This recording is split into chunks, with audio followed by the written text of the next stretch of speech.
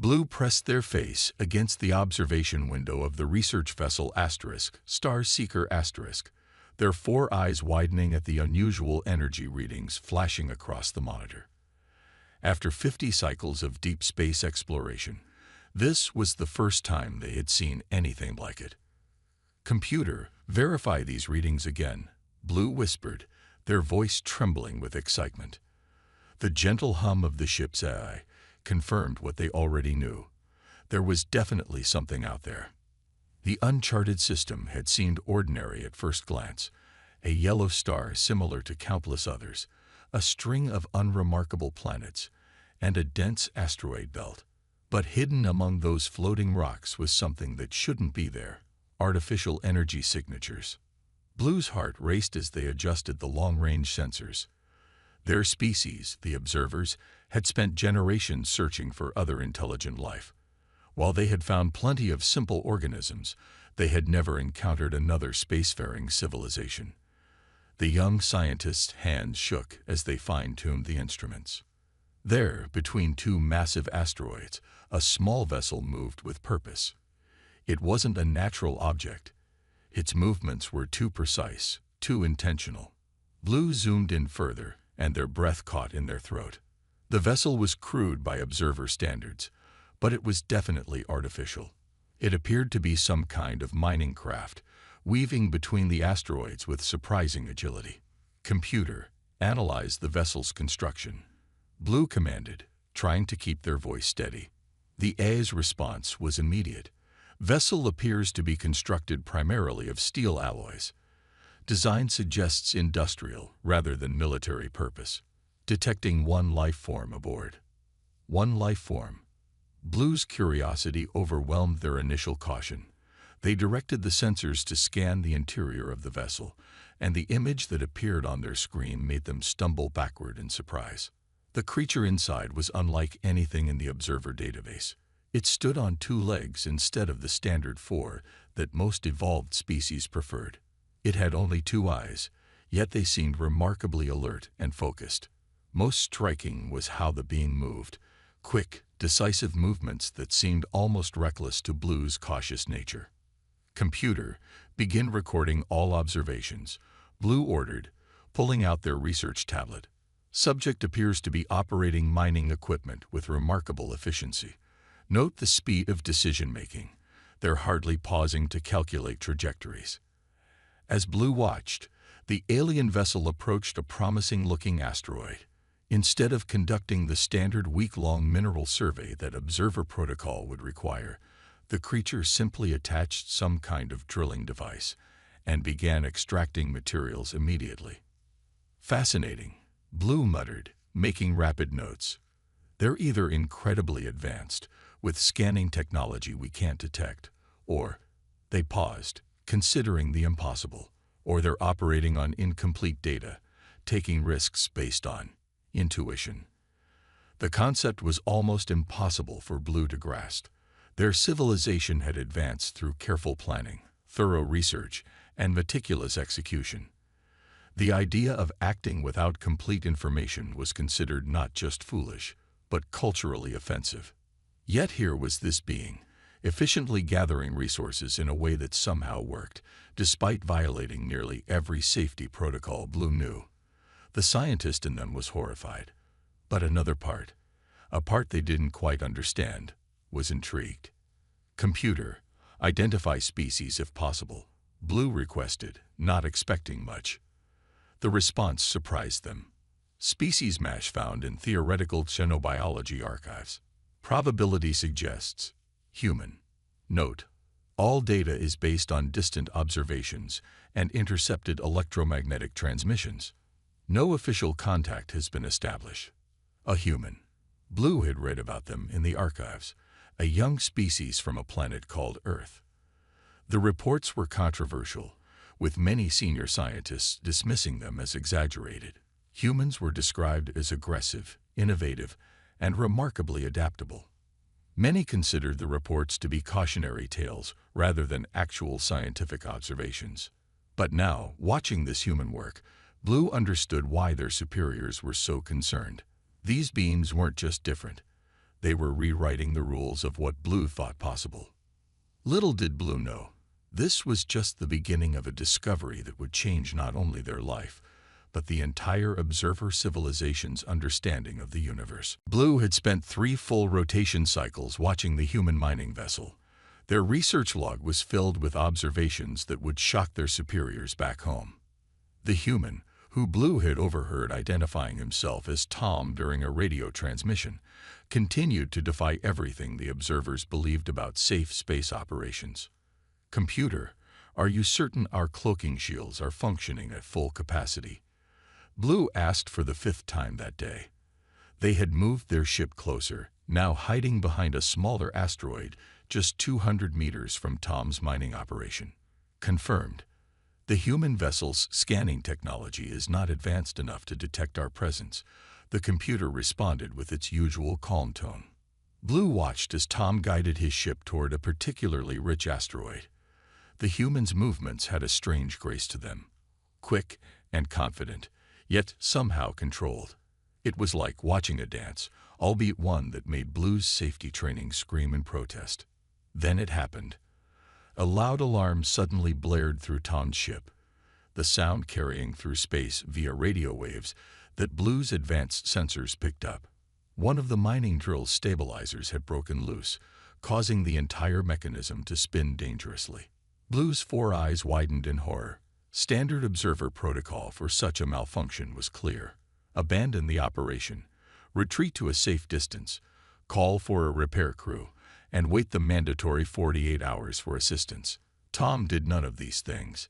Instead, Blue watched in disbelief as the human suited up in what appeared to be a remarkably thin spacesuit. "Computer, analyze the protective gear," Blue commanded, their voice shaking. Human spacesuit appears to have only 3 layers of protection. Minimal radiation shielding. Basic life support systems. Survival time in case of breach, approximately 10 minutes. 10 minutes. Blue felt their scales ripple with shock. Observer suits had 20 layers and could sustain life for a full month. The idea of trusting one's life to such flimsy protection was incomprehensible. Yet Tom was already cycling through his airlock. Blue watched, unable to look away, as the human pushed off from his ship and fired up a small propulsion unit on his back. The broken drill spun nearby, its jagged edges threatening to tear through that terrifyingly thin suit. "They're going to die," Blue whispered, their fingers hovering over the emergency rescue controls. No species could possibly. But Tom proved them wrong. The human approached the spinning drill with calculated movements, timing its rotation. Then, in a move that made Blue gasp, Tom deliberately grabbed onto the spinning equipment.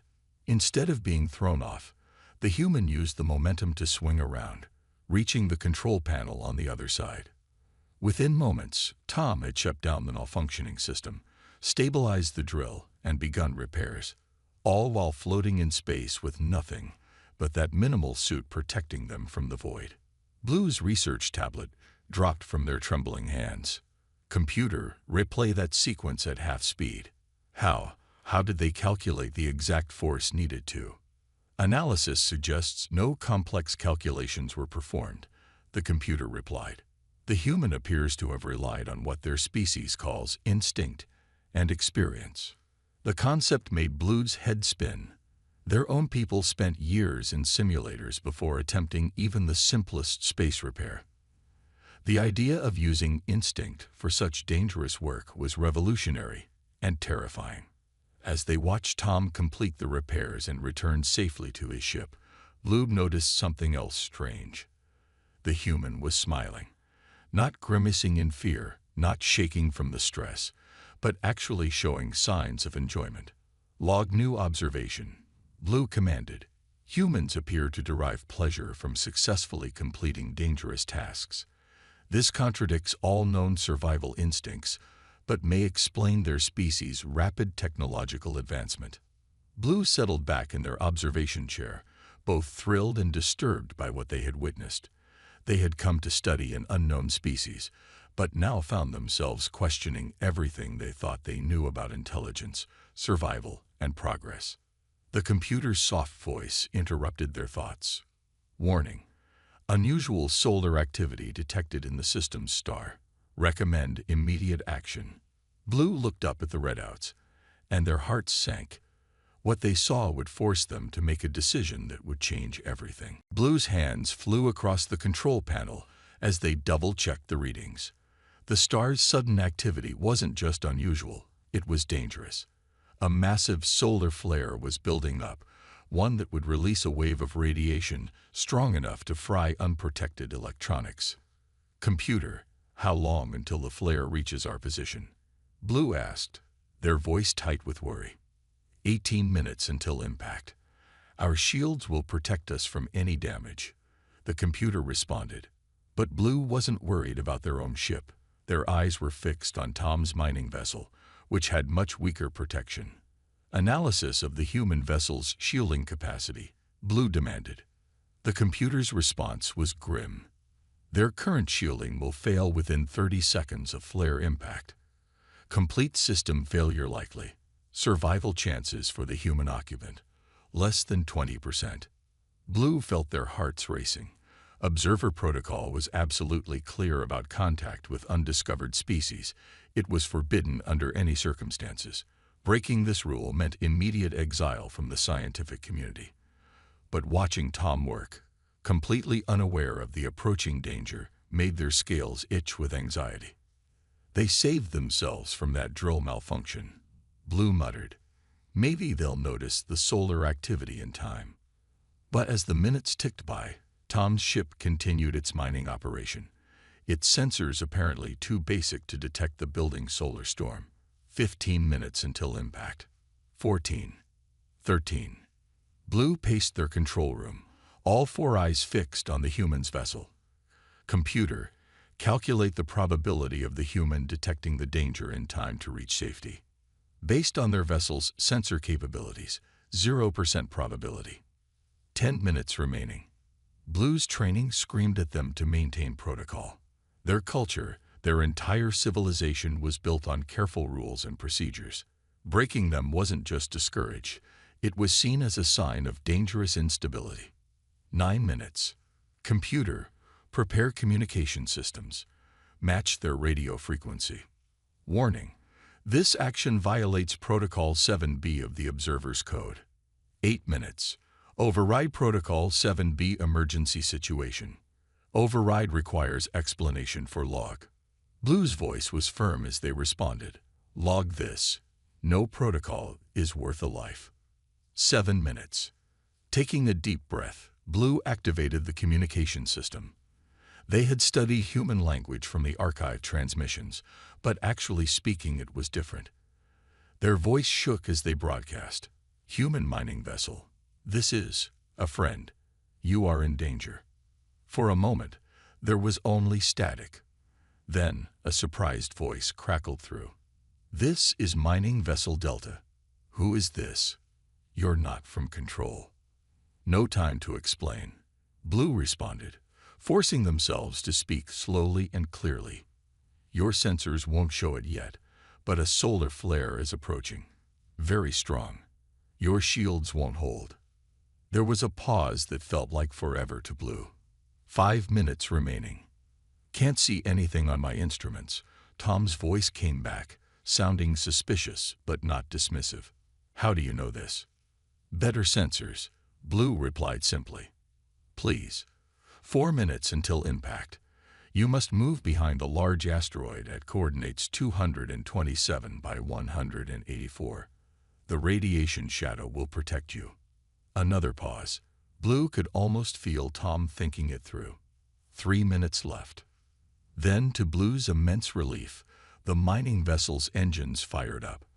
The human was moving, turning toward the suggested coordinates, but they were moving too slowly, much too slowly. Maximum speed recommended. Blue transmitted urgently. 2 minutes remaining. Already at max, Tom replied, his voice tense but controlled.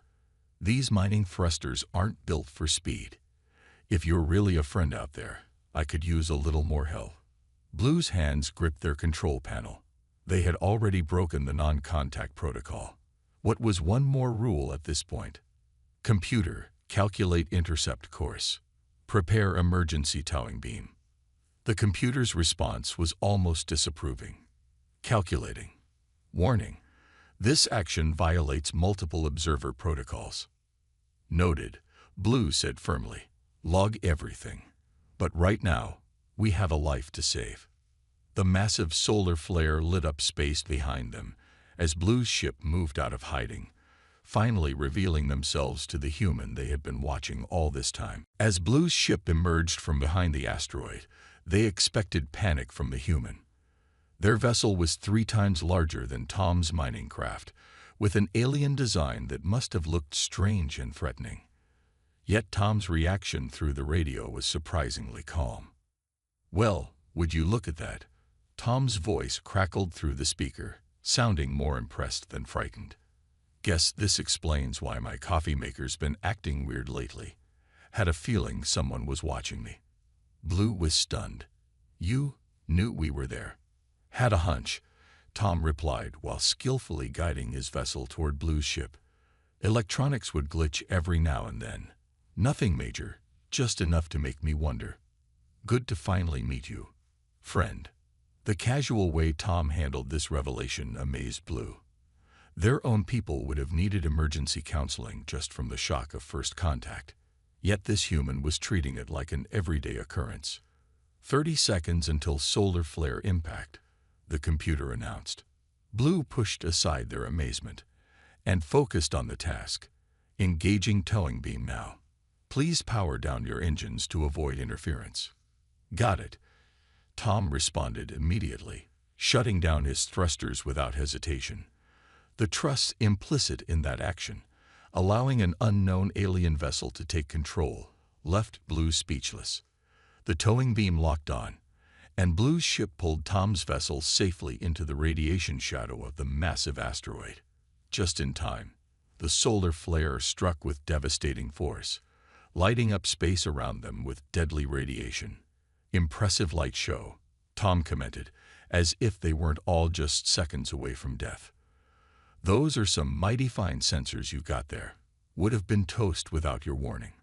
Blue's translator took a moment to process the human's casual expressions. "Toast.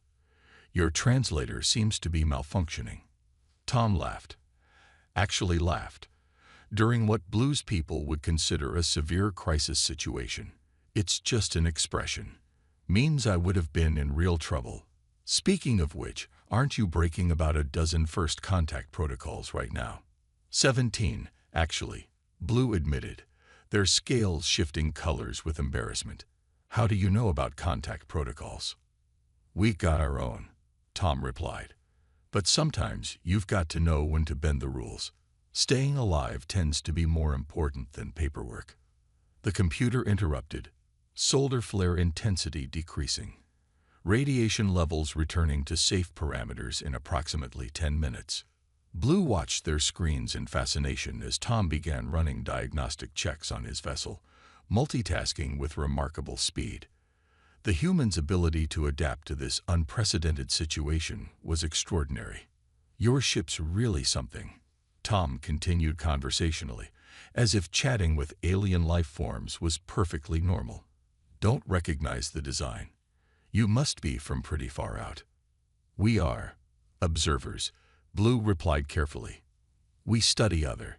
They paused, realizing the irony of their situation. "Other species," Tom finished for them. "Well, how's that for a plot twist? The observers being observed. You've probably got quite a report to write after this." Blue's colors shifted again, this time with amusement. "My superiors will not believe it. Humans are. Not what we expected." "We get that a lot," Tom chuckled. "So, while we're waiting for the radiation to die down, want to tell me what else you've observed about us humans? I'm curious about what an advanced species thinks of our mining operations." Blue hesitated. They had already broken so many rules. What was one more? Besides, the humans' genuine curiosity matched their own scientific interest. "Your methods are," Blue searched for a diplomatic word, "unconventional." "Messy, you mean?" Tom grinned. Blue could hear it in his voice. Yeah, we tend to figure things out as we go. Seems to work okay most of the time. As they began sharing observations and experiences, Blue realized something remarkable. They weren't just studying humans anymore. They were beginning to understand them. Just as the radiation levels were beginning to drop, Blue's computer blared another warning. Alert! Mining vessel's engines showing signs of radiation damage. Power fluctuations detected. Tom's voice crackled through the radio, tense but still remarkably composed. Yeah, I'm seeing it too. Primary engines failing. Backup systems are trying to kick in, but a loud bang echoed through the communication channel. Well, that's not good. Blue's screen showed Tom's mining vessel starting to drift. The solar flare had damaged something crucial in its propulsion system. They were still in the asteroid belt's shadow, but if the ship drifted out into open space, your vessel is moving toward the radiation zone. Blue warned, their hearts racing. Can you stabilize? Working on it, Tom replied, and Blue could hear rapid clicking sounds as the human worked his controls. But my thrusters are dead. Nothing's responding. Blue faced another decision. Their ship's shield could be extended to protect Tom's vessel, but that would mean revealing even more of their advanced technology. The Observer Council would definitely exile them for that. Another bang from Tom's ship made the decision for them. Computer, extend shields to cover the mining vessel. Blue commanded. Warning. This action will reveal Class 7 technology to an undeveloped species. Violation of. Override. Emergency protocol. Blue cut off the computer's protests. They watched as their ship's golden energy shield stretched out, enveloping Tom's failing vessel in its protective glow. Now that's something you don't see every day, Tom commented, his voice filled with wonder rather than fear. Your ship's full of surprises. Can you reach the repair dock at your base? Blue asked, trying to focus on the immediate problem. Not with these engines, Tom replied. But I've got an idea. Your ship's already breaking all the rules. How do you feel about giving me a tow back to the station? Blue's scales rippled with anxiety. Your base. There will be other humans there. Don't worry, Tom assured them. I'll radio ahead. Tell them I'm bringing a friend who helped me out of a jam. They'll understand. They will understand. Blue couldn't hide their disbelief. Meeting an alien species for the first time. And they will understand. Tom laughed. Well, they might freak out a little. But humans are pretty good at rolling with the punches. Besides, you saved my life. Twice. That counts for a lot with us. Blue thought about it. Their mission was already compromised. Perhaps this was an opportunity. After all, wasn't making peaceful contact the ultimate goal of exploration? Very well, Blue decided. But we must approach carefully. I don't want to cause panic. Leave that to me, Tom said confidently. I'll handle the introduction. Though I should warn you, you might become a bit famous. We don't get many friendly aliens dropping by. As Blue's ship began carefully towing the mining vessel, they noticed something strange on their sensors. Your vital signs. They show excitement, not fear. How is that possible? Are you kidding? Tom's voice was full of enthusiasm. I'm about to introduce Earth's first official alien visitor. This is literally the most exciting thing that's ever happened to me. Wait till my kids hear about this. Blue was learning that humans had an amazing ability to turn potential disasters into adventures. As they approached the mining station, following Tom's directions, they could see other human ships beginning to gather at a safe distance. Their sensors picked up increased communication traffic, excited voices, disbelieving questions, and Tom's calm responses explaining the situation. Ready to make history? Tom asked as they neared the station. Blue looked at their computer screen, showing at least 15 different protocols they had broken in the past hour alone. Their career as an observer was probably over. And yet, yes, they replied, feeling strangely peaceful about their decision. I believe I am ready. The adventure that had started with a simple observation was about to change both their worlds forever. The mining station's docking bay was larger than Blue expected. Their ship hovered near the entrance, while Tom's damaged vessel was guided in by the station's tractor beams.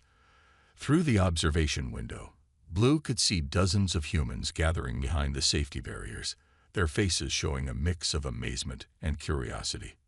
"Don't worry," Tom's voice came through the radio. "I've told them to give you space. We'll use Docking Bay 3. It's more private." As Blue's ship gracefully entered the massive bay, they noticed something surprising. The humans weren't running around in panic or pointing weapons at them. Instead, they were waving. "They're greeting you," Tom explained, noticing Blue's confusion. "It's a friendly gesture. See, told you they'd understand." Once both ships were secured, Blue faced another new challenge, actually meeting humans face to face. They cycled through their airlock's decontamination sequence 3 times just to be safe.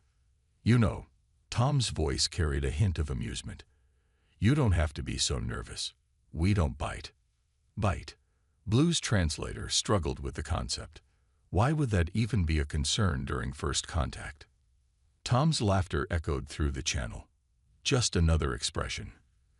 Come on out when you're ready. Just me and 2 station officials here. Everyone else is keeping their distance, as promised." Taking a deep breath, Blue emerged from their ship. Their environmental suit was probably overkill. The station's atmosphere was compatible with their biology according to their scans, but protocols were protocols. At least, they could keep one rule unbroken. Tom stood waiting with 2 other humans, all wearing what Blue recognized as formal uniforms. The human who had seemed so casual during their space crisis now looked surprisingly official. "Blue, meet Station Commander Rogers and Chief Science Officer Lee," Tom introduced. "Boss, Doc, meet the alien who saved my hide out there." The station commander stepped forward, hand extended. Blue had studied this gesture in their research. Cautiously, they reached out and completed the handshake. "Thank you for helping our colleague," Commander Rogers said warmly. "Would you be willing to tell us more about yourself and your people?" What followed was the strangest 2 hours of Blue's life. The humans led them to what they called a conference room, where Blue found themselves telling their story, how they'd been observing the solar flare crisis and their decision to break protocol. But what amazed Blue most was how quickly the conversation turned into a 2-way exchange. The humans weren't just asking questions, they were sharing their own stories, explaining their mining operations, and even joking about their different approaches to space exploration. "So let me get this straight," Tom said, leaning back in his chair. "Your people spend 5 years planning each mining operation. We usually just scan for good spots and go for it." "That explains so much," Blue replied, their voice carrying a hint of what might have been humor. "We thought your species had some advanced secret technique, but you just wing it?" Chief Lee suggested with a smile. "Sometimes the best discoveries come from taking chances." As they talked, Blue began to understand something fundamental about humans. Their seeming recklessness wasn't really reckless at all. It was a different kind of wisdom. Where Blue's people sought perfect certainty, humans had learned to thrive in uncertainty. "You know," Commander Rogers said thoughtfully, "we've been trying to improve our mining efficiency for years. Your people's careful planning combined with our adaptability. We could learn a lot from each other." Blue considered this. They had already broken every rule in the Observer's Handbook. Why not break one more? "Perhaps," they said slowly, "we could establish a formal exchange of information. For scientific purposes, of course." The humans' faces lit up with enthusiasm, and Blue felt something they had never experienced before, the excitement of breaking new ground, of doing something truly unprecedented. "I believe," Blue added, their colors shifting to match their rising enthusiasm, "this is what humans call making history." 1 week after their first contact, Blue sat in their ship's command chair, staring at the blank screen where they needed to write their report to the Observer Council. The small Earth trinket Tom had given them, A simple snow globe containing a tiny spaceship sat on the console, occasionally catching the light of distant stars. "Computer, begin recording final mission report," Blue commanded, then paused. How could they possibly explain everything that had happened? "Perhaps," the computer suggested, "start with the facts." Blue's colors shifted in amusement. Even their ship's AI had changed after spending time with humans. It had become more practical. To the High Council of Observers, Blue began, "I must report a significant breach of protocols regarding species observation and first contact procedures. However, these breaches have led to discoveries that will revolutionize our understanding of intelligent life." They paused, looking at the snow globe. Tom had shown them how to shake it, explaining how humans made toys that captured the wonder of space travel. Such a simple thing, yet it said so much about human nature. "The human species," Blue continued, "defies our traditional methods of evaluation. Their technological development is uneven by our standards, primitive in some areas, surprisingly advanced in others. But their true strength lies not in their technology, but in their adaptability." Blue thought back to their week at the mining station. The humans had eagerly shared their knowledge, asking countless questions about observer technology, while offering their own insights. They had even helped Blue modify their ship's sensors using some surprisingly simple but effective human innovations. Humans possess an extraordinary ability to face the unknown with what they call courage and curiosity. Where we see danger, they see opportunity. Where we require certainty, they embrace uncertainty as a path to discovery. Their seeming recklessness is balanced by a remarkable ability to adapt and survive. The computer chimed in, "Warning. Report tone may be interpreted as overly favorable to subject species. Note that in the report," Blue replied, "add that even their artificial intelligence systems demonstrate unexpected flexibility in thinking." Looking out at the stars, Blue continued, "I recommend immediate establishment of formal diplomatic relations with Earth. The humans have already proven their willingness to share knowledge and collaborate. Their mining station has offered to serve as a joint research facility, where both our species can learn from each other." Blue's colors rippled as they remembered Commander Rogers' parting words, "Come back anytime. There's always room for a friend among the stars." Furthermore, Blue added, "I submit myself for disciplinary action regarding my violations of observer protocol. However, I maintain that these actions were necessary and have led to a positive outcome that far outweighs any breach of regulation." Blue picked up the snow globe, watching the glitter swirl around the tiny spaceship. "In conclusion, I must share a personal observation. Our civilization has advanced through careful study and rigid adherence to proven methods. The humans show us there is another way, one that combines bold action with quick thinking. Perhaps," Blue continued, their voice growing stronger, "it is time for us to learn from them, just as they wish to learn from us. The universe is vast, and no single species has all the answers. The humans have a saying, 'The greatest discoveries often come from the most unexpected places.'" Blue glanced at their communication panel, where several messages from Tom and the mining station crew were waiting. In just 1 week, they had made more friends than in their entire career as an observer. "Final note," Blue added, "I am attaching complete records of all interactions with the human species, including their remarkable response to first contact. I believe these records will show that sometimes the greatest scientific discoveries require us to break our own rules." "End report," Blue commanded, then switched on their communication panel. They had promised to help Tom design a new mining scanner, combining observer precision with human intuition. After all, Blue thought, as they sent the report to the council, the universe was full of wonders waiting to be discovered, and sometimes the best way to observe them was to dive right in. The snow globe sparkled on the console, a simple human toy that represented everything Blue had learned.